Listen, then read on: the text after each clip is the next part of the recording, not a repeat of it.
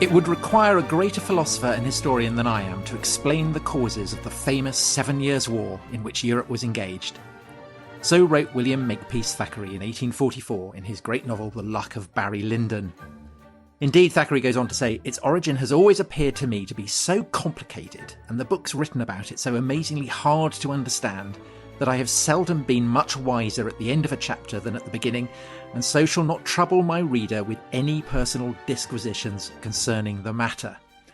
Well, I have Dominic Sandbrook with me, of course, and Dominic, we relish a challenge, do we not? So we are going to engage with the causes of the 7 Years' War.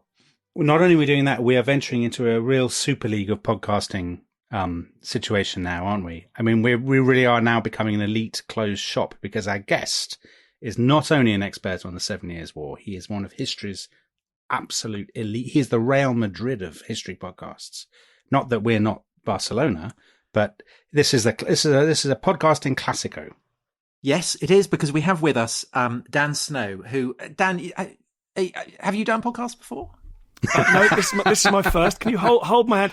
I thrash myself to death. To thrash myself to death doing podcasts, as you want to, because you've been on about 64 of them. But more germanely, you are also the author of Death or Victory, The Battle of Quebec and the Birth of Empire, an absolutely splendid account of the Siege of Quebec, the death of Wolfe, all that kind of stuff. So absolutely the perfect person to have on. But also, Dan, it's very exciting for us, not just to have you on the show, but also to be doing an 18th century topic, because I realised that although we've done, what, Dominic, about 40 odd episodes now, we haven't done one exclusively on the 18th century. And I think that's a real gap. Listeners, I am shaking my head with disappointment, but not with surprise. Because Tom, what is it about the 18th century? Sandbrook's proclivity. What is it about the 18th century? What is it about the 18th century? Who would even ask that? I tell you who would ask that. Somebody who writes books about the 1970s. Come on, man. I mean, I've given up on you a long time ago. But Holland, I've always seen a spark. I've always seen a spark of recognition, despite his obsession with the ancient Near East. I've always deep down known that he's an 18th centuryist at heart, and we could win him over. And it does get a decent heft in your new book, which I'm glad to see, Tom. But the 18th century, first of all, obviously the important kicker here is that 18th century is still the best years of the centuries either side. So it's 1688, 1815, obviously the long 18th century. This is when it all happens, guys.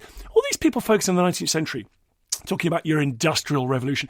When does the Industrial Revolution is an 18th century phenomenon? That's where it begins. There are 17th centuryists now kind of picking up their phones, getting ready to tweet, so don't at me. But science, as we understand it, Newton, of course, 17th century, but it works into the 18th century. You've got Voltaire, you've got Hume, you've got Montesquieu, you have got Locke, you have got Wollstonecraft. This is when our modern world is being shaped. By the end of the 18th century, you have got you've got people suggesting that working people and women should be allowed to vote. You have got a very strong abolitionist movement. The end of the 18th century has got the same kind of discourse, and the American Republic has been born, the first successful republic governed by a written constitution. I mean, this is a transformation in the history of the human race. And I always think, you've triggered me now, guys, but I mean, he's off. There are birth of the we're all starting things in the 17th century, and also there is a whole raft, as you know, of brilliant scholars telling us how fantastic the early medieval and medieval scholars were at science. But I do think it's fair to say that something quite dramatic happens at the end of the 17th and the 18th. We get a recognisably modern world, and from the piston, from the train, from the piston that drives those trains along at the very beginning of the 17th century. Or I should say, drives those steam engines along, to landing on Mars and launching a drone is a direct line. We're close. An Augustan achievement. So Dan, you've listed the amazing achievements of the 18th century: the Enlightenment, the seabed of the Industrial Revolution, of the American Revolution, of the French Revolution. We are focusing on a war, and we're focusing on what is actually a very, very important war. What could possibly be described as the First World War. Would you view the 7 Years' War as a conflict on a level with the Napoleonic Wars, the First World War, the Second World War, as one that shapes not just British history or French history or European history, but global history? much more important than those you mentioned. Much more I'm so important than the glad First you World said War. so. What a great claim. I mean, the First of all, it sees the four great empires, the Habsburg, Hohenzollern, Romanov, and Ottoman Empire, just falling apart within 2 years. No, I think I obviously row back on that slightly. I think the 7 Years' War is fundamentally important. I think it stands shoulder to shoulder with those ones in India in terms of which we can talk about.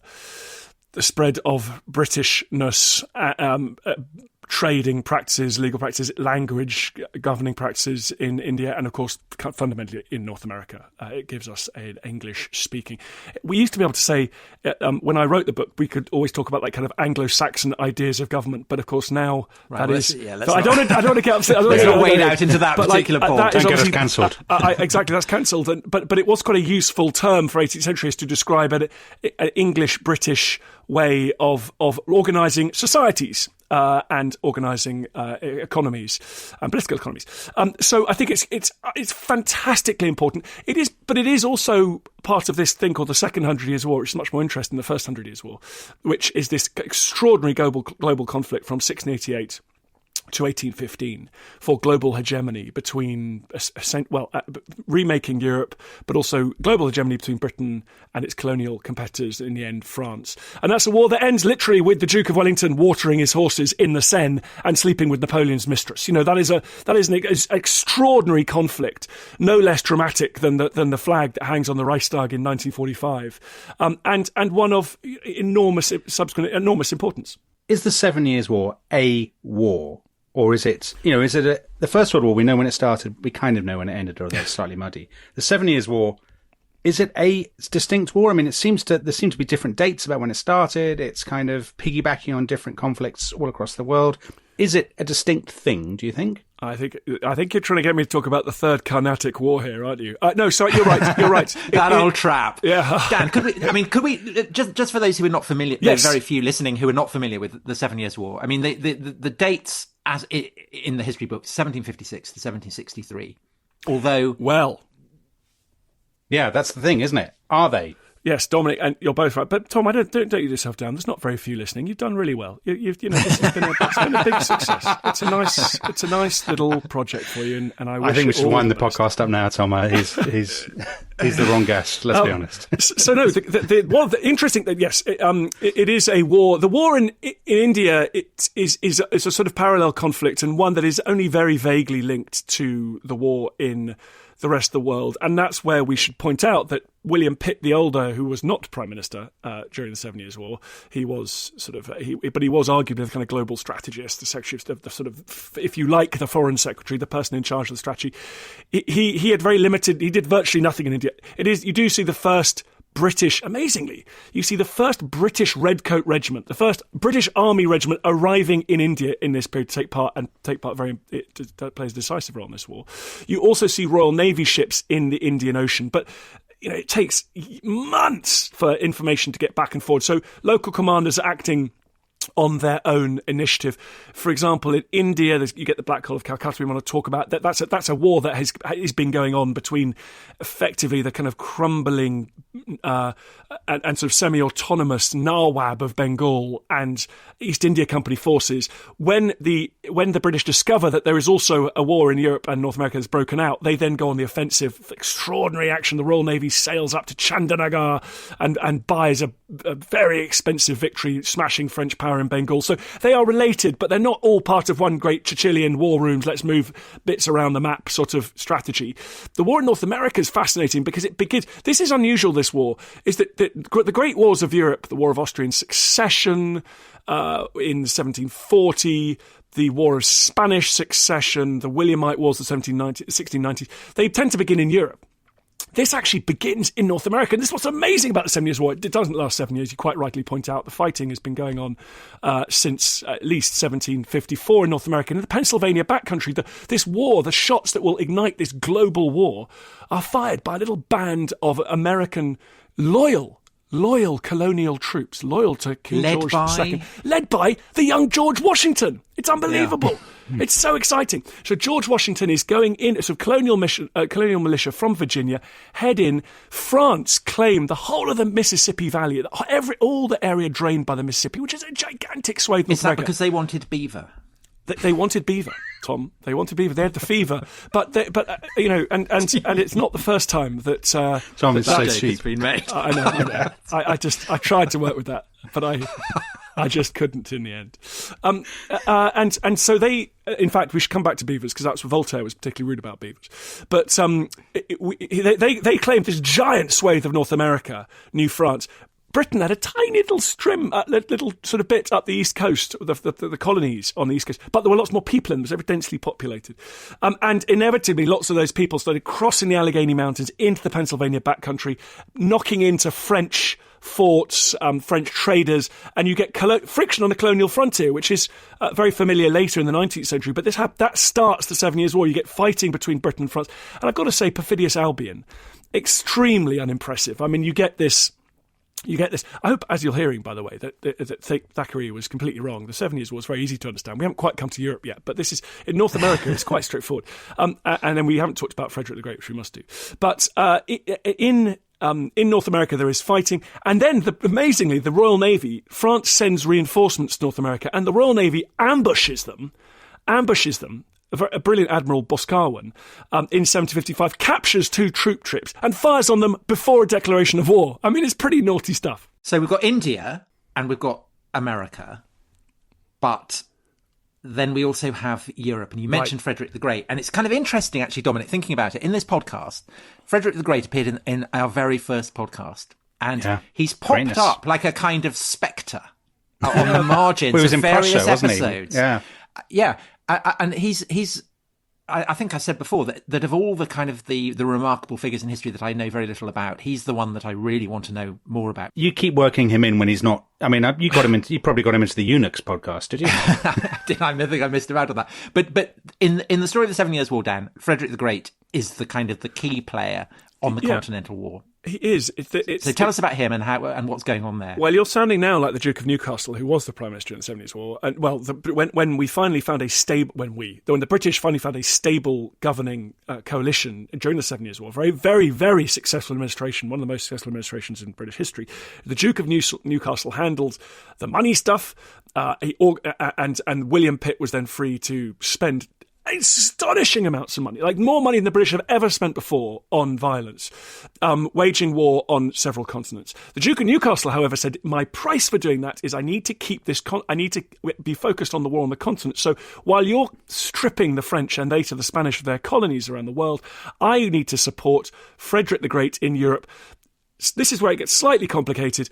Britain had Hanover. Hanover is this incredibly hard to defend state in North and West Germany. The King George II is the elector of Hanover, the Prince Elector of Hanover.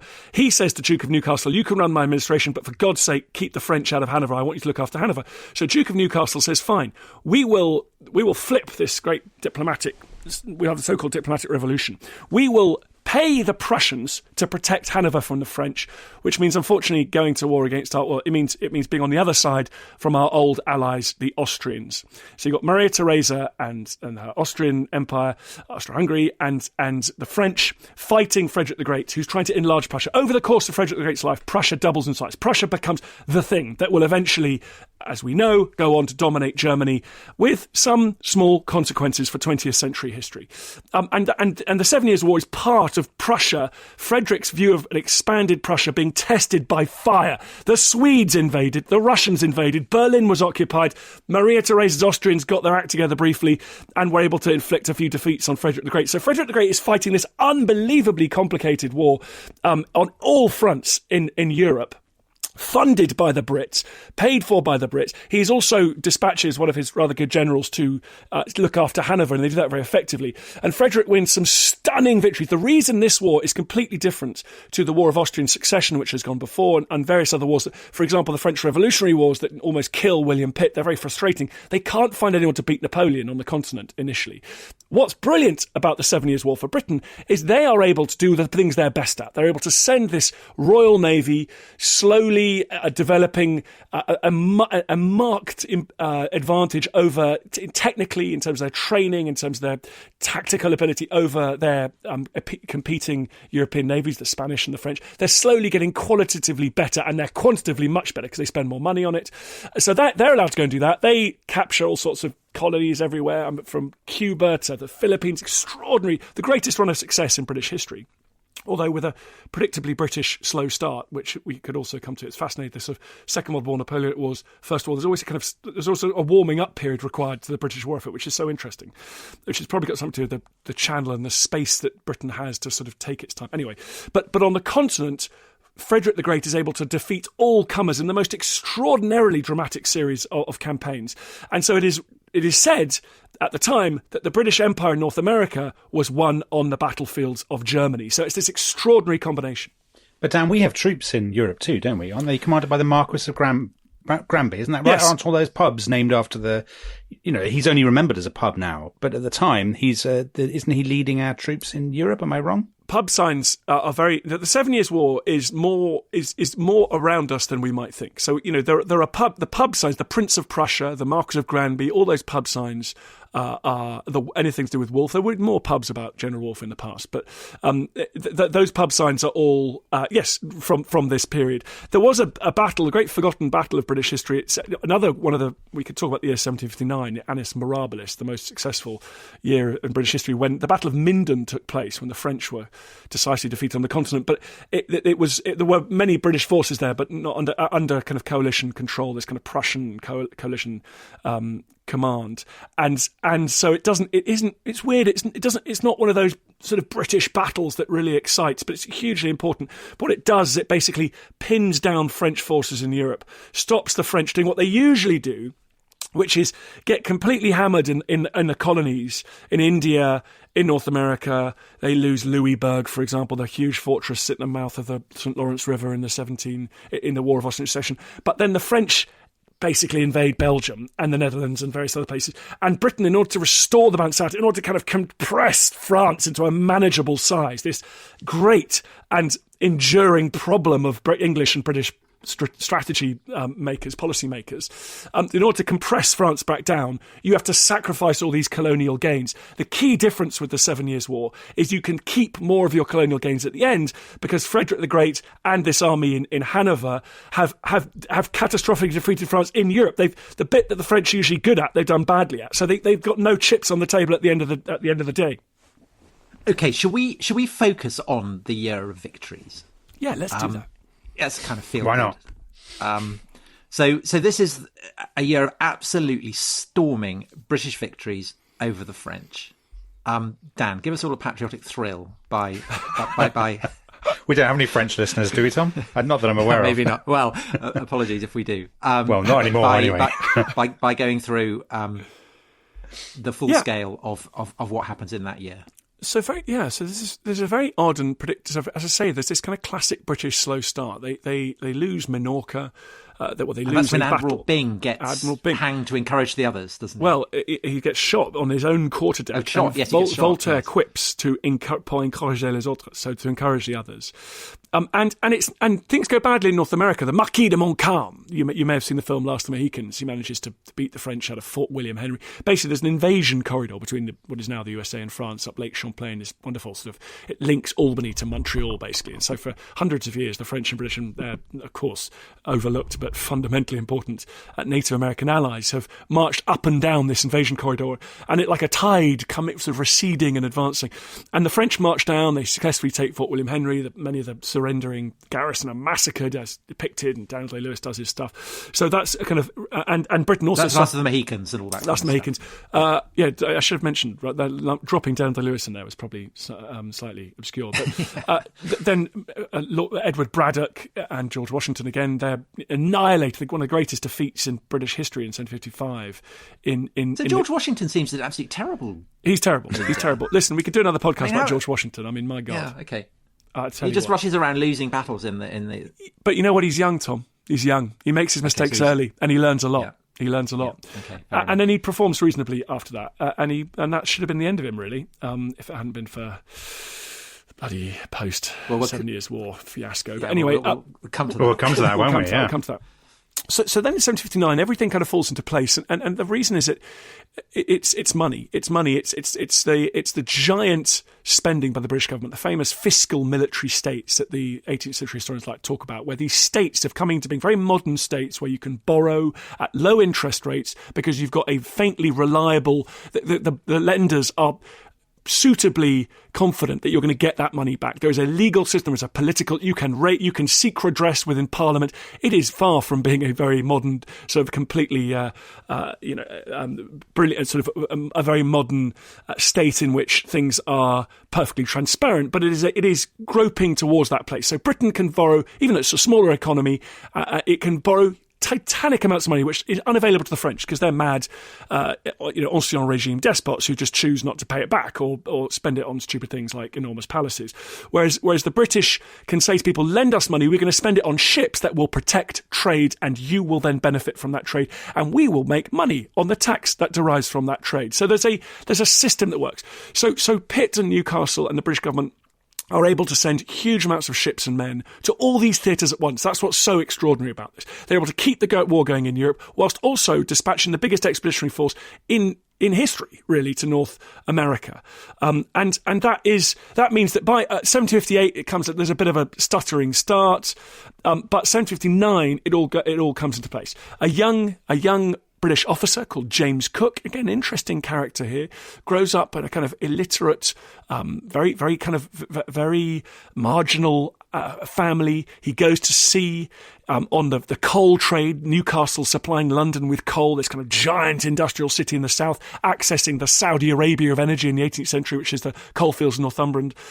He learns his trade there in brutally difficult navigational pilotage conditions. He then joins the Navy, volunteers to join the Navy on the outbreak, and is rapidly promoted, joins as an ordinary seaman, but rapidly promoted, becomes an officer. So again, the Royal Navy, an engine of meritocracy in this period. Imperfect, but key to its success. James Cook creates the first chart of the St. Lawrence River.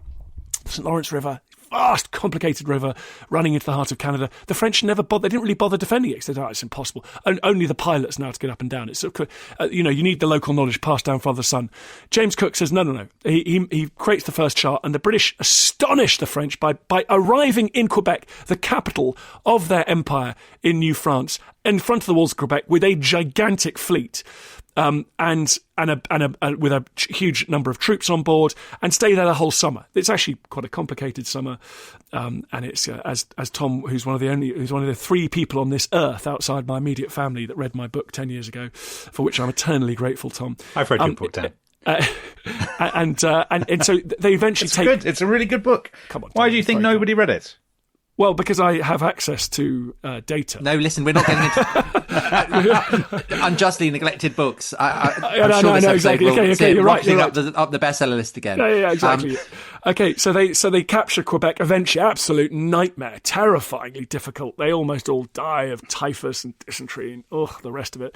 They all fall out with each other. James Wolfe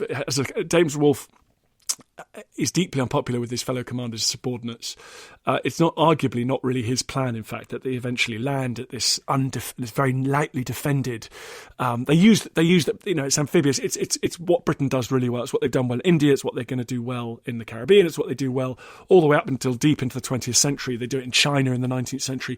Is they use this extraordinary navy, and the navy. We think of the navy sailing around big battleships in deep water. The navy. This is about small boats in very shallow water, penetrating deep into the heart of continents. They land these Highlanders, and they scale up the heights of Abraham. They catch the French by surprise, and they defeat the French army on the plains of Abraham. And Wolfe is killed. Does the thing you always should do in life if you're a commander. Nelson does it. Wellington fails to do it stupidly. Gordon does it. And he's killed at the moment of victory. And he also has his fantastic lines, doesn't he? What is it?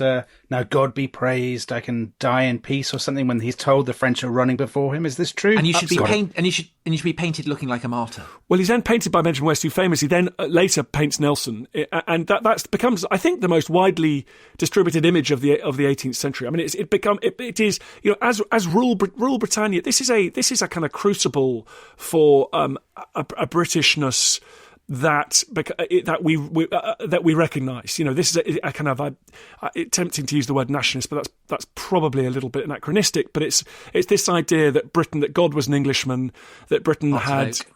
Exactly, and we've all read Linda Colley, and Rule Britannia becomes, and Magna Carta is displayed, by the way, during this period famously. The British Museum is founded, and Magna Carta is put on a huge big public display in the British Museum, and it's just labelled as the bulwark of our liberties.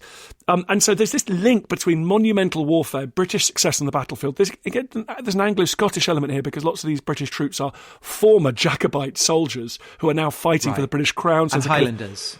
Exactly. So there's a really interesting kind of British story emerging here, and then this idea of kind of English British exceptionalism as well, through Magna Carta, through museums, all that kind of stuff. So it's really interesting.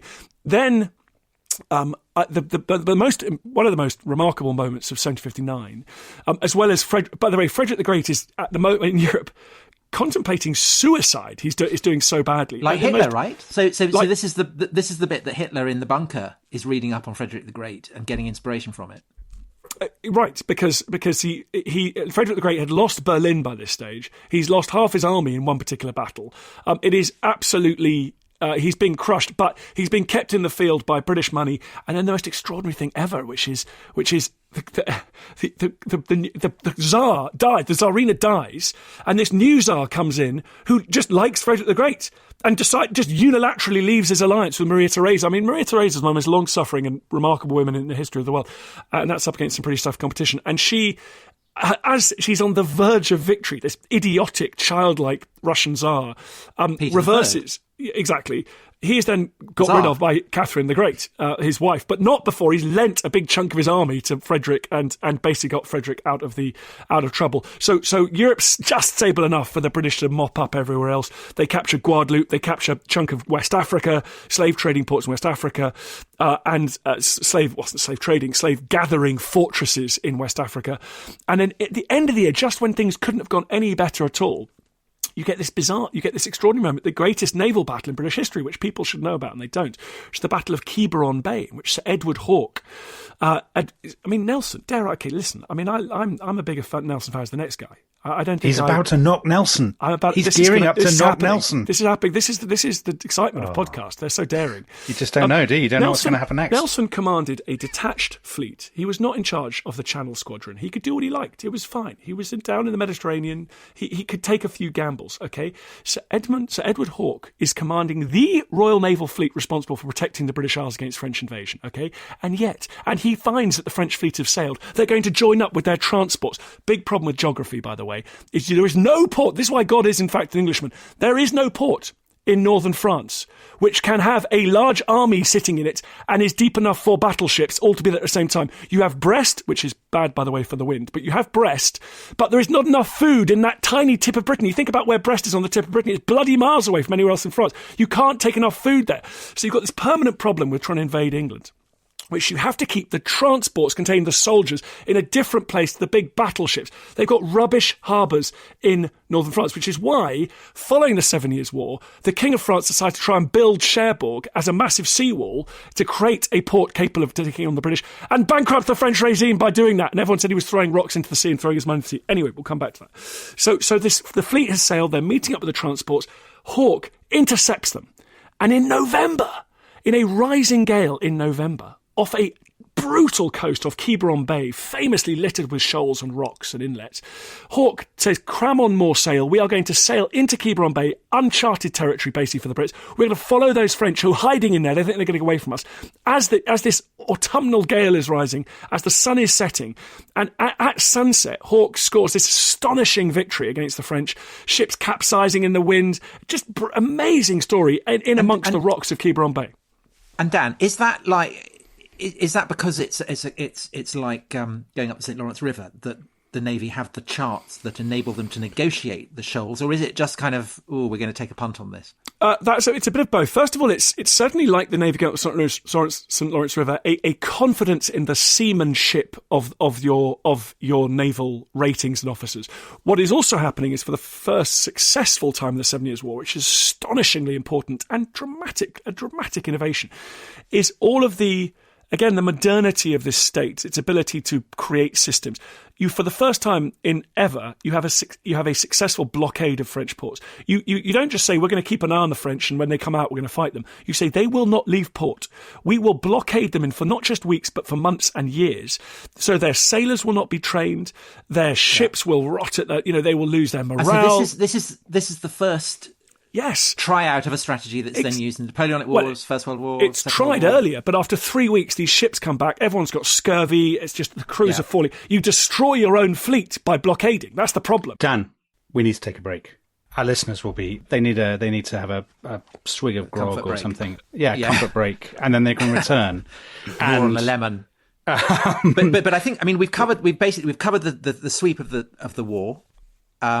And when we come back, perhaps we've got some questions, and we can try and put all this in the slightly broader perspective. When your visitors go for a drink, let them remember the toast of the Royal Navy that derives straight from this period. May our officers have the eye of a hawk and the heart of a wolf. A splendid note on which to go to a commercial break.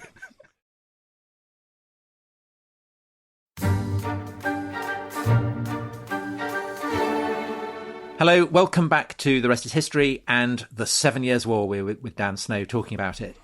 Dan, so you gave us a brilliant account of the course of the war, and we were majoring on the scale of British triumphs. And for generations, these triumphs have been kind of iconic. So we talked about the death of Wolfe, Battle of Quiberon Bay, also the Battle of Plassey, where Clive of India. India kind of basically wins, as it turns out, India for the nascent British Empire. So great scenes that have long been celebrated. However, I think it's fair to say that the idea that this is necessarily great for the world is now more contested than it was. So that the idea that Clive of India has a statue in Whitehall, there are grumblings about it. Do you think that that is one of the reasons why the 7 Years' War has been generally forgotten, and is it kind of now problematic in a way that perhaps it wasn't for earlier generations? The robust voice of Middle England is grumbling away in the background, but that's the kind of issue, isn't it? That it's more complicated now perhaps than it was to celebrate someone like Wolfe. Yes, you're exactly right. There are I think there's two issues. One is it has fallen out of favour because it has been succeeded by other greater wars, which inevitably, like the way that Churchill obscures Lloyd George, who obscures Pitt the Younger and Palmerston. I think in terms of historical memory, we kind of only have place for one particular kind of national military endeavour. And of course, the Second World War looms so large today. But I expect the Second World War will go through this process that the 7 Years' War has gone through. Our parents grew up. The 7 Year War was essential. Wolfe, G.A. Henty books. I had a bizarre upbringing of kind of reading strange Edwardian books that were left around my grandma's house. And, Dan, you're not alone. Well, I think I'm among friends here, but I was kind of radicalised, and I'm having to unradicalise myself carefully as I enter middle age. I'm doing the opposite to many people's journeys. But Wolfe in Quebec, Clive in India were foundational stories, people. And in a way, because they were.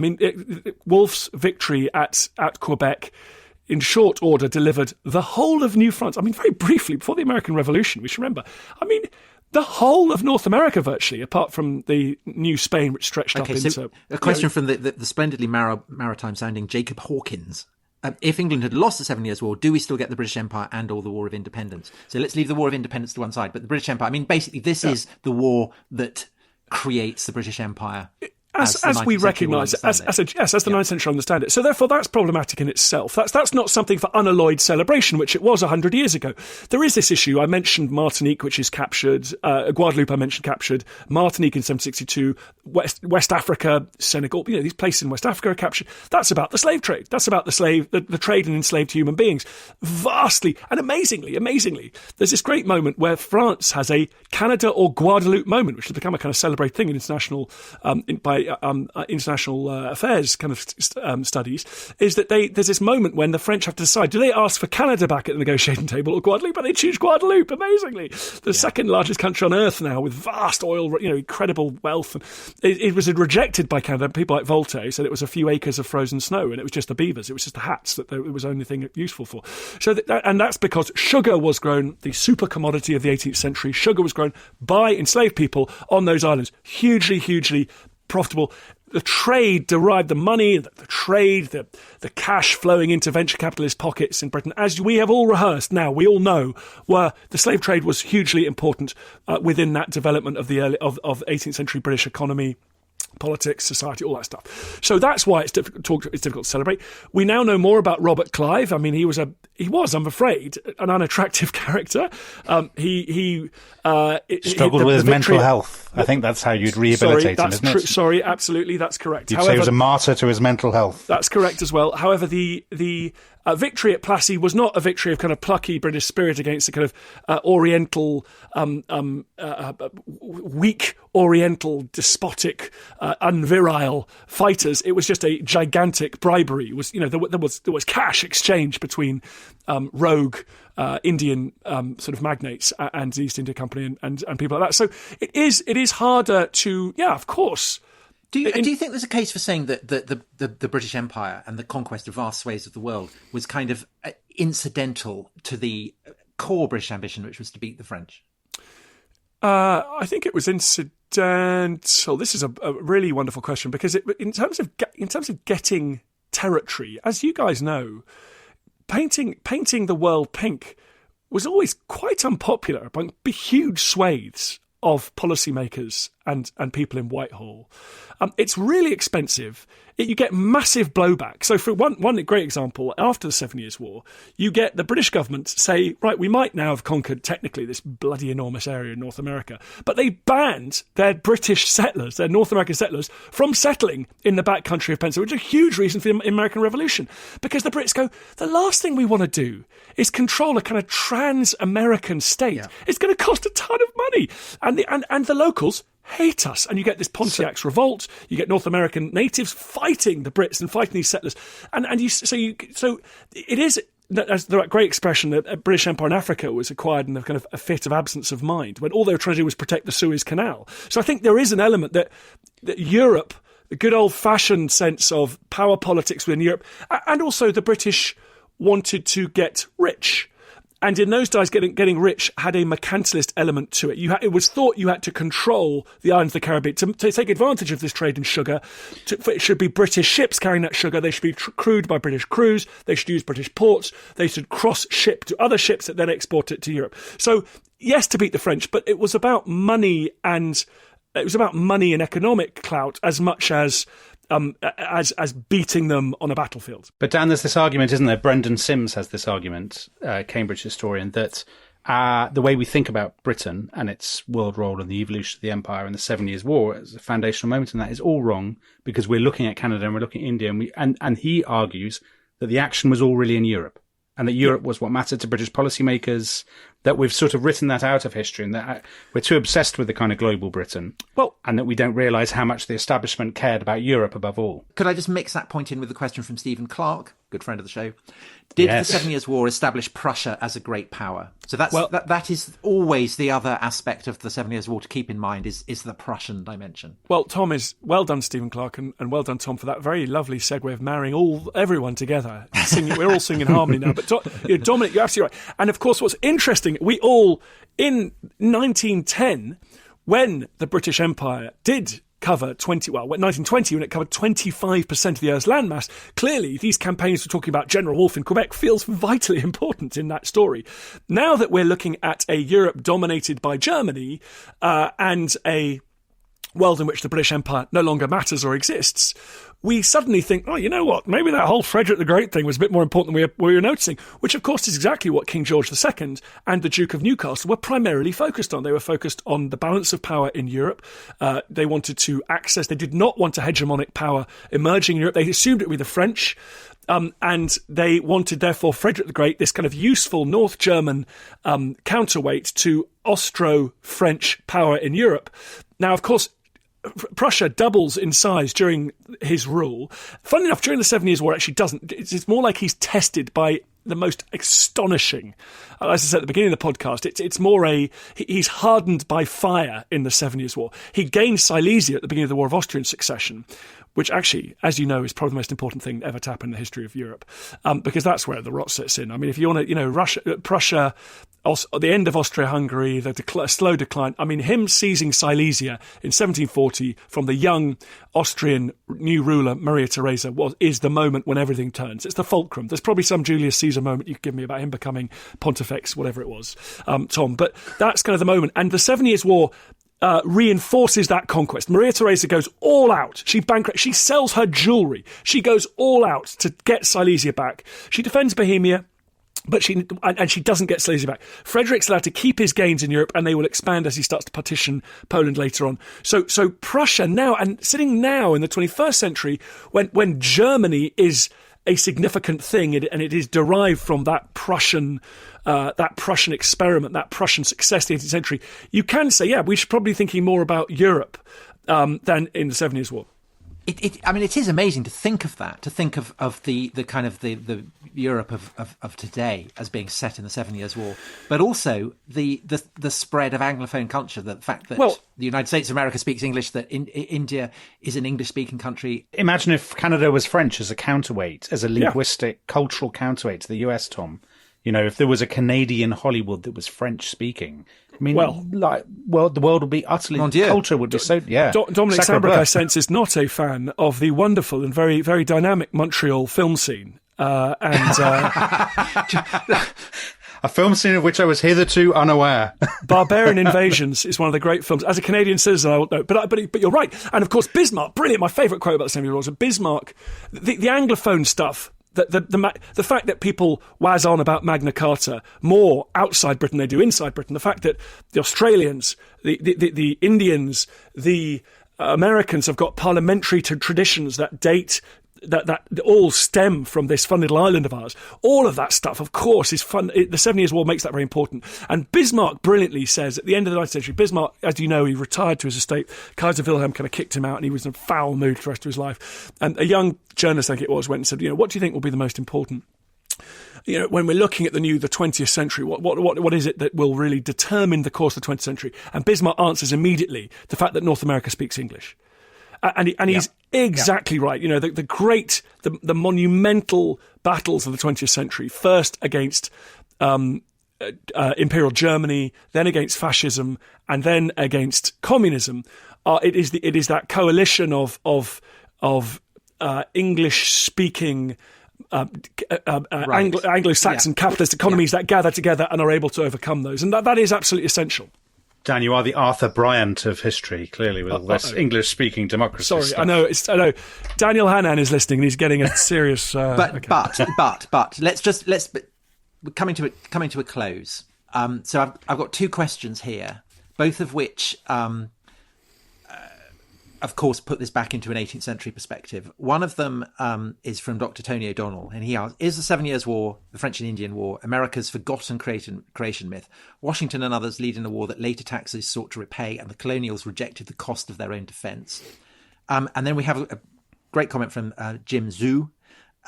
Lord Newcastle was generally regarded as a buffoon, in part over his staunch support for the Anglo-Austrian alliance that blew up and dragged Europe into war.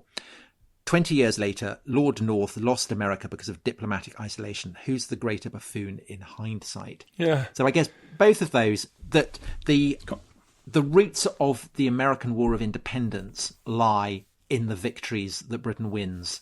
But two revolutions, Tom, right? America and France. Okay. Yeah, I think that's right, Dominic. I think the French go away and decide to try and compete with Britain at sea and spend unimaginable amounts of money doing so, like I said earlier, and directly contributes towards their bankruptcy. But also the disaster of the American Revolutionary War is sort of stems, I think, from two areas. One is that Britain, and there was an active debate within Britain around the peace treaty, is what we don't want to do is become the new Louis XIV. We don't want to be the baddies, that great sketch. Are we the bad guys? Yeah, They were terribly nervous about appearing to be a European hegemon. And I think they largely failed in that because they thought they'd give a bit more back to France on the peace treaty. That would avoid them being unpopular. They actually kind of failed at both. They neither held on to everything, nor did they stop this overwhelming impression Britain was now the problem in Europe. And so, for example, the Dutch, other European nations, when it comes to the War of Independence, they either neutral, pretty hostile neutral, or they back the Americans. But in a more direct sense... Did the Portuguese stay with us? The Portuguese in the American Revolutionary War, I don't know about. We'll check that out. Yeah, I'm sure they did. I don't know. They would never let us down, the Portuguese. The Portuguese would never let us down, no. And I think, but in a very direct sense, of course... The 7 Years' War is the American foundation myth because you do that terrible thing, which is you remove the threat.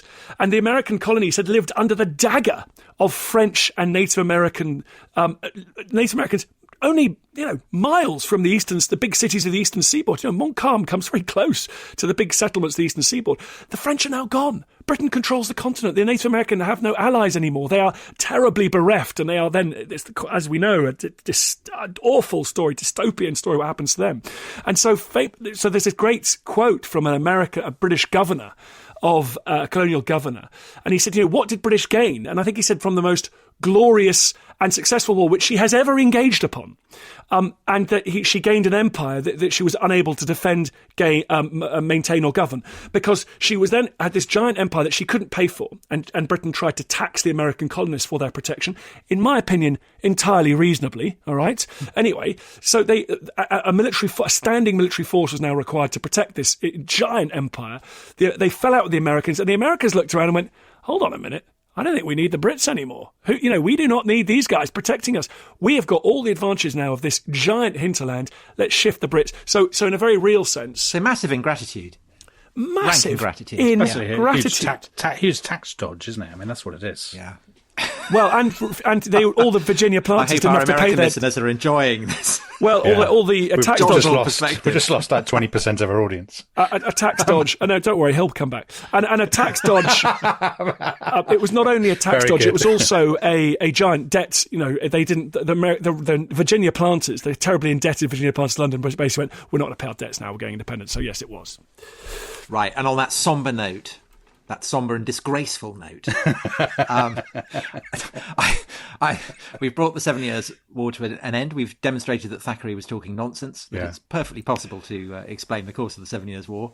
Tom, we must never have Dan Snow back on this programme again. That is for sure. He's been so rude. Yeah, he's been rude about our audience. No, more than worth it. More than worth it, Dan. Can't thank you enough. And hope you've enjoyed the podcast. We will see you next week, where, Dominic, I think we're actually doing the French Revolution, aren't we? French Revolution and food. Food, yeah. Not in the same podcast. But the French Revolution is a kind of natural sequel to this. So yes. So what happened next? Yes, and I think we'll do that. We're going to do that sans just guest. Us. Just us. Sans Dan. I'm going to tune into that. That's going to be fantastic. Thanks so much, Dan. Thanks very much for listening. We will Thank see you, everybody. Bye-bye. Bye.